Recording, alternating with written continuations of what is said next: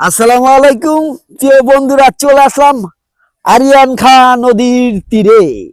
এটা হচ্ছে মাদারীপুর শিবগঞ্জে, হ্যাঁ, শিবচর বলা হয়। এই শিবচরের আরিয়ান খাঁ নদী আছে। এই আরিয়ান খাঁ নদীতে চলে আসলাম। আপনারা জানেন যে ঢাকা শহর কেন, বাংলাদেশ কেন, যে কোনো শহরে শব্দ দূষণ, কলহযুক্ত এবং ধুলাবালু, এ কারণে মানুষ অস্থির। কিন্তু নদীর পাড়ে এসে আমরা যখন নিঃশ্বাস নেই, কি যে একটা শান্তি অনুভূতি হয়। এই জন্য আপনাদেরকে আমি সবাইকে বলবো, আপনারা যারা শহরে থাকেন গ্রামমুখী হবেন। অন্তত মাসে না পারেন 6 মাসে, 6 মাসে না পারলে বছরে একবার আসবেন। আত্মীয় স্বজন যারা আছে এদের সঙ্গে একটু সাক্ষাৎ করবেন, আলিঙ্গন করবেন।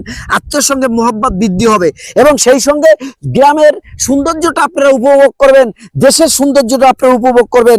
বাংলাদেশের আনাচে কানাচে সবাইকে অনুরোধ করব, গ্রামের মুখী হন এবং গ্রামের সৌন্দর্য উপভোগ করুন। এই মুহূর্তে আমি আছি আরিয়ান খাঁ নদীর তীরে।